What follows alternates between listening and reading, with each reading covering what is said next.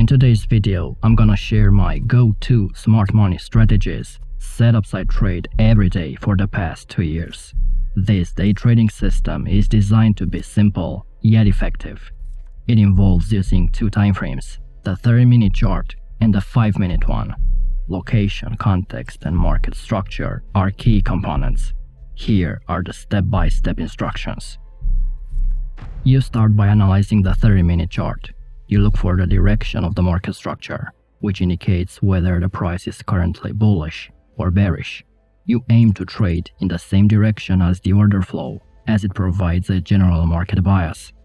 Trending markets are simply markets that are continuing to break in one direction, either creating bullish or bearish market structure. These markets are characterized by 2 important moves, the impulsive move and the retracement one. It's a basic step, but you should be able to identify these moves almost immediately.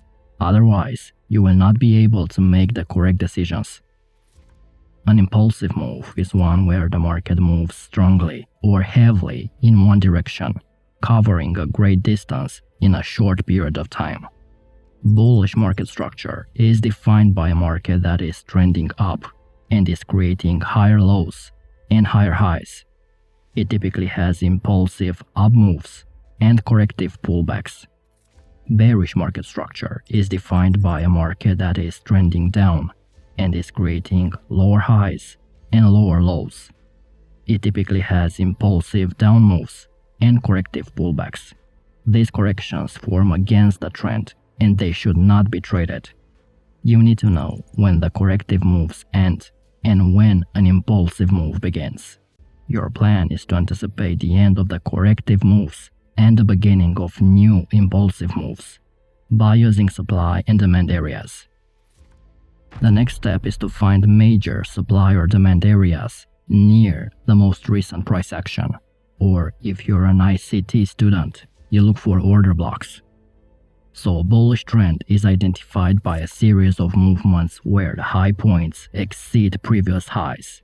Once identified, your goal will be to find entry points in demand zones when the market is underpriced. In these zones, buyers add to their positions and create an imbalance, moving the price higher. A bearish trend is confirmed when there are lower lows and lower highs, and is characterized by a series of movements where the low points break the previous lows. Once determined, your goal will be to find entry points in lower highs to sell in supply zones when the market is overpriced. In those zones, sellers add to their positions and create an imbalance, moving the price lower. So supply zones represent sellers, while demand zones represent buyers. In an area of demand, there is increased buying pressure and the price is expected to rise. And in an area of supply, there is increased selling pressure and the price is expected to decrease. The idea is to find areas on the chart where demand overcame supply in an uptrend for long trades, or where supply overcame demand in a downtrend for short trades. And this is how you draw these zones. For a supply zone, search the last bullish candle before an important price drop and mark the extremes of the candle. For a demand zone, look for the most recent candle before an important up move. As a supply or demand trader, you will be paying very close attention to the bigger picture trend and both the strength of the imbalances and where in the overall trend these new imbalances are being created. There are 2 types of supply and demand zones, trend continuing zones and reversal ones. You will mainly look for trend continuing patterns of supply and demand. These are formed within the trend. When the market is moving in an uptrend, price consolidates for a certain period of time, forms the base, and then starts to rise upwards again, where it creates an area of demand. So an uptrend requires a rally, followed by a base, followed by another rally. A long position should be entered when the price comes to mitigate or revisit this area. In a downtrend, you aim to trade when the price falls and consolidates, creating a base, and further breaks down and creates a supply zone. A short position is targeted when the price comes to mitigate this area. In this continuation pattern, the market doesn't retrace much. It pauses and enters in a minor accumulation or distribution phase before moving strongly in the same direction. The third step is to wait for the price to retrace and touch one of your supply or demand zones. Once the price touches the zone, you move to the 5-minute chart. Here's an important point. The strength of the impulse move on the higher time frame is important when you're looking at these imbalances. It's a key characteristic that can give you useful information, but it's not the only aspect you need to consider. Sometimes, even when you see a very strong imbalance, when one side, buyers or sellers, is dominating the market doesn't always react at these supply or demand zones as you would expect. It's like the imbalance is completely ignored and disappears without any significant impact. That's why understanding the context of the market you're trading in can have a big impact on your results. Focus on markets where momentum is strong and has significant price movements, the impulses we've talked before. These markets tend to offer better trading opportunities.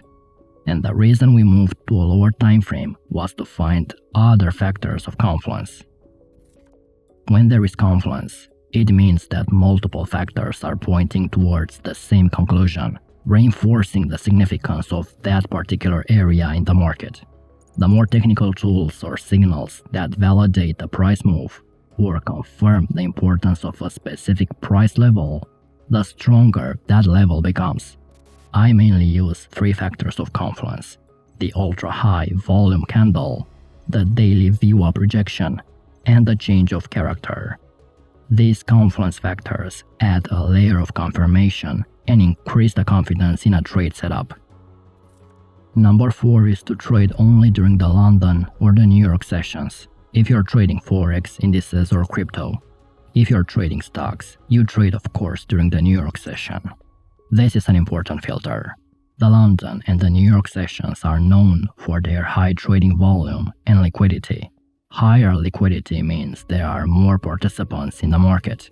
These sessions often experience increased market volatility compared to other sessions. Volatility refers to the magnitude of price fluctuations within a period, and the higher volatility can present more trading opportunities, as prices tend to move more rapidly, providing potential profit opportunities. Let's talk about the first confluence factor, which is a high volume candle or an ultra-high volume candle. I look for pin bars and engulfing bars to reveal market rejection. This is yen futures on the 30-minute time frame.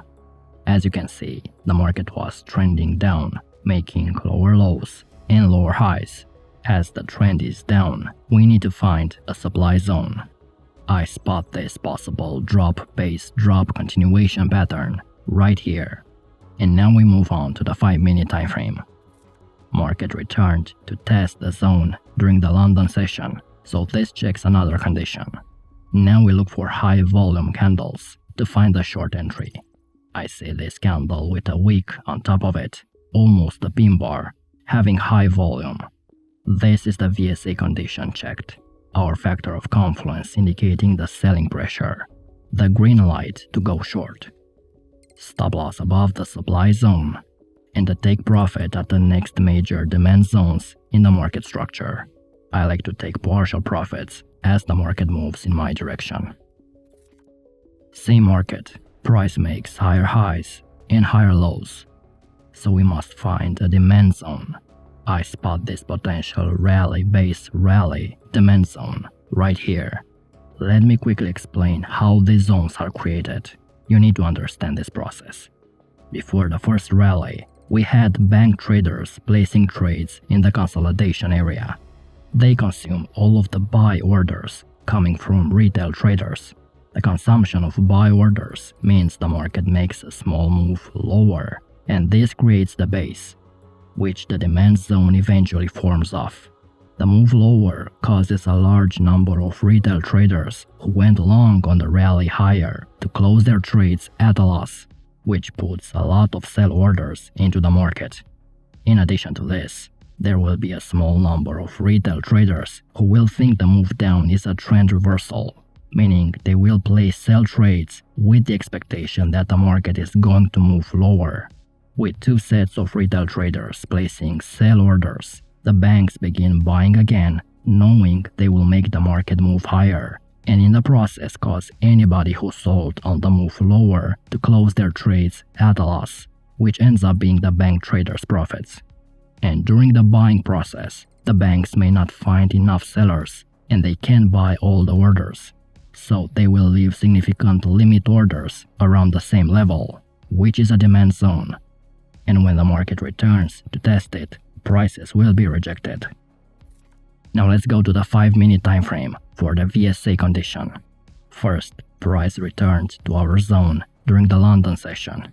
I see two potential trades.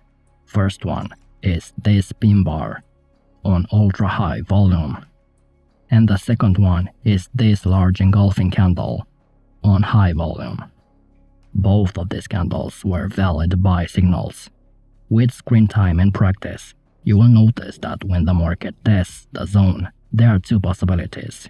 Either price goes strongly up because the orders left in the zone are enough to push the market up, or the market will still need time to accumulate enough orders, so we can see a few candles that form an accumulation phase before the strong up move.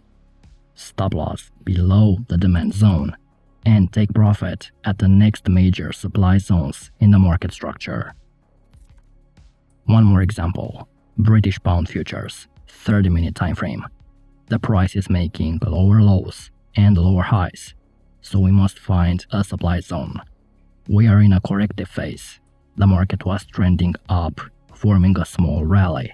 It was followed by a very small consolidation, or a base, and then a very strong move down. This rally-based drop supply zone represents a footprint of financial institutions that sold the price from that level. So you follow the footprint and do what the big boys are doing. Let's find the VSA condition on the 5-minute time frame. And as you can see, the market returned to test the supply zone. But during the Tokyo session, when you encounter situations like this, it's better to wait for the London Open and then find your entry. This is important. Don't take trades outside the main market hours. Prices were initially rejected, but the market didn't go down strongly. Here's the entry trigger, right at the London Open. An engulfing candle with an ultra high volume. Stop loss goes above this area, or if you want to be conservative, above the supply zone, and take profit at the next major demand zone, somewhere around here.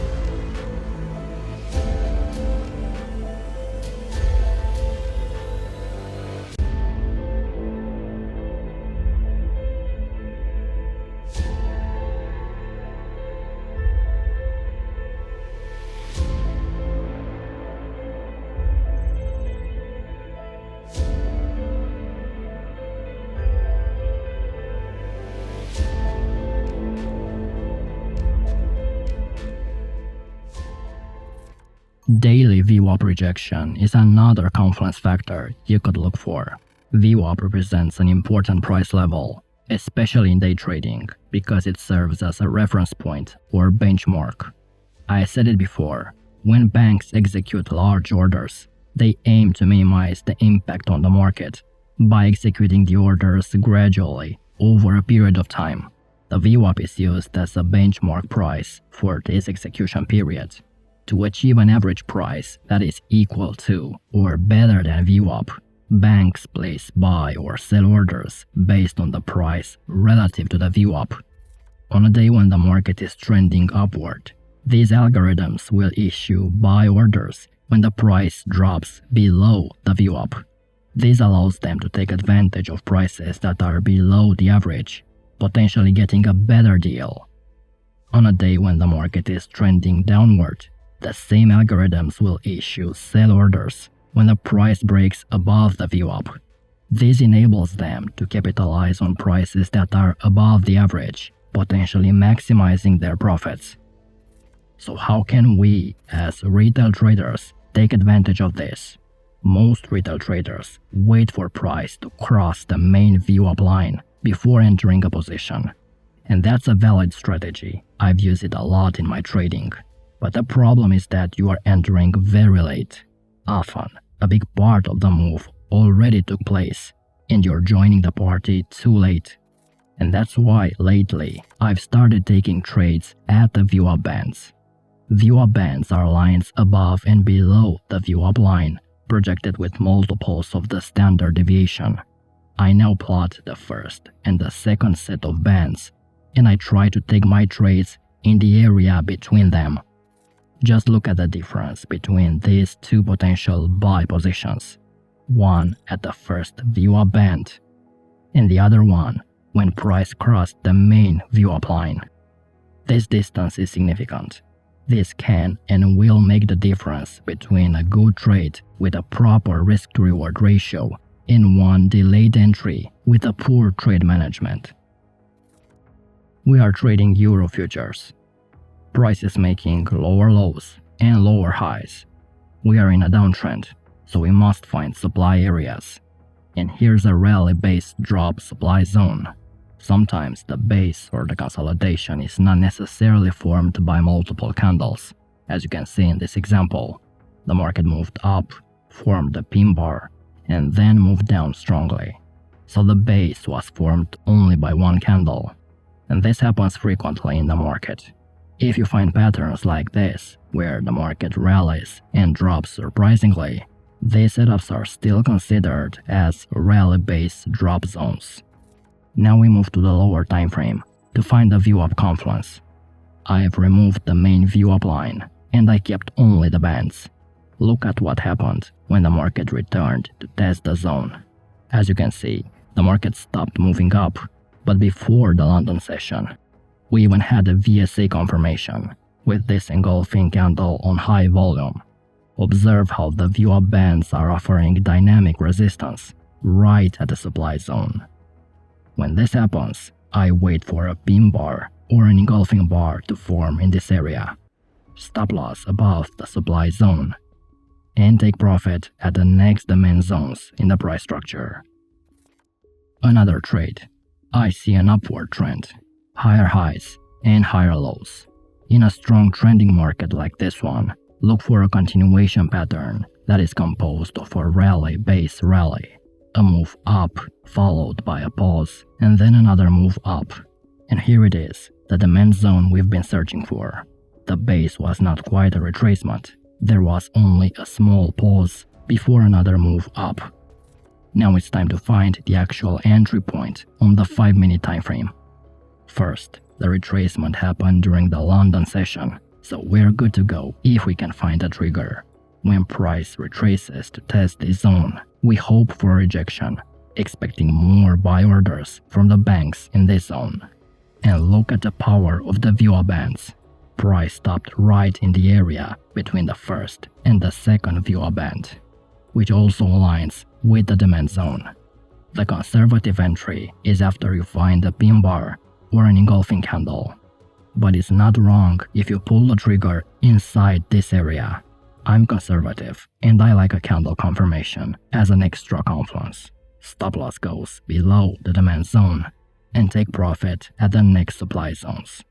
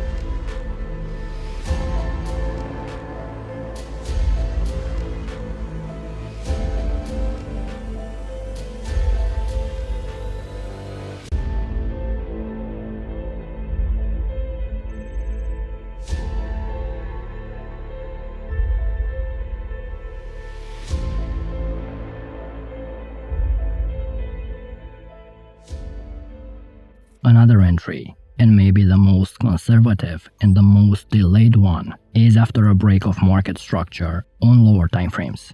A change of character if you're an ICT student. In simple terms, the first time a lower high or a higher low is removed from a chart is known as a CHoCH.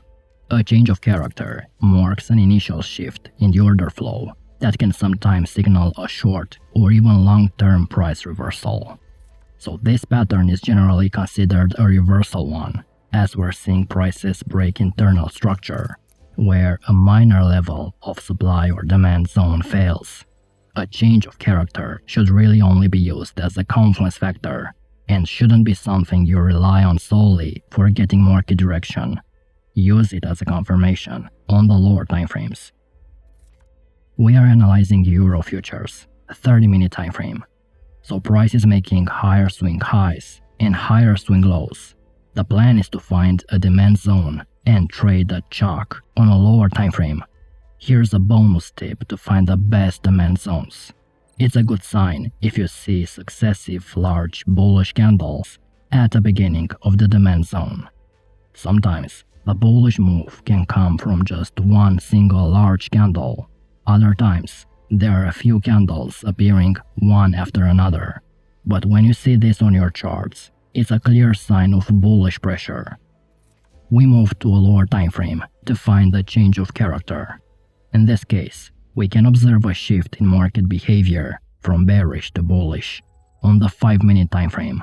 Initially, there was a bearish structure, but this changed when the last point of supply failed. And of course, this CHoCH came as a reaction from our higher time frame demand zone. Look at what happened when the market retraced back to test the demand zone. A clear rejection. The concept here is that if price was truly going to continue in a bearish direction, it would have respected the last zone of supply and continued to break through any demand levels created during the pullback.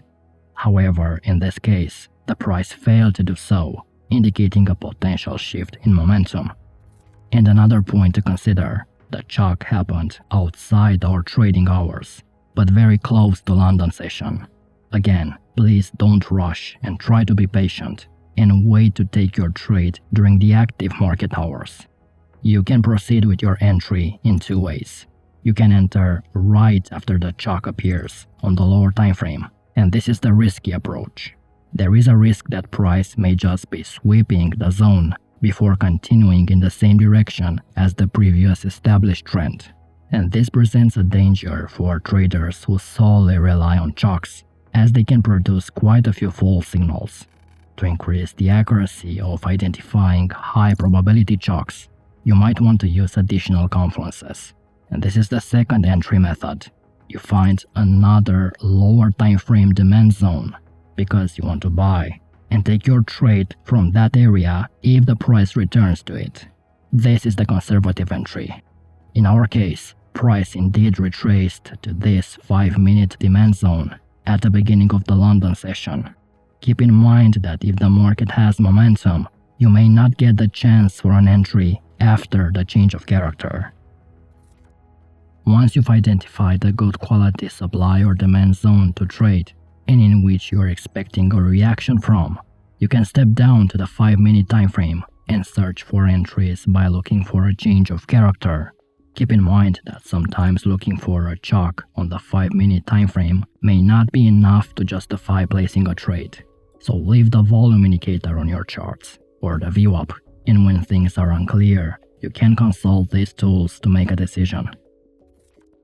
We are looking at the futures market of Aussie dollar, obvious uptrend, a bullish market characterized by rising prices with many impulsive up moves and smaller corrective pullbacks. I spot a continuation pattern that forms in this uptrend, a rally-based rally demand zone. This means a move up followed by a short accumulation phase, followed by another move up. As usual, the plan is to go to a lower time frame. When price retraces to test this zone, we expect to see a rejection, hoping for more buy orders from the banks in this zone. In this time frame, we can observe a shift in price action from bearish to bullish. Initially, there was a break of structure, but it turned out to be nothing more than a liquidity run, taking stops below this zone. Price then broke above the last swing high and confirmed the change of character. This is a textbook shift in the order flow to the upside, one that previously had a liquidity run. The demand rejection happened during the Tokyo session, and the CHoCH happened right at the beginning of the London session.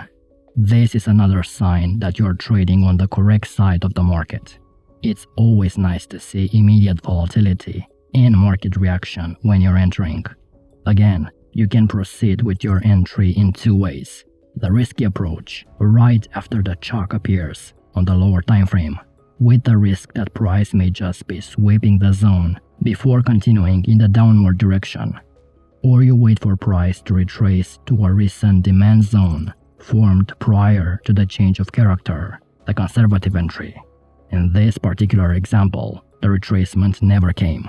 Market had momentum at the beginning of the session, and if you didn't enter after the CHoCH, you didn't get the second chance for an entry.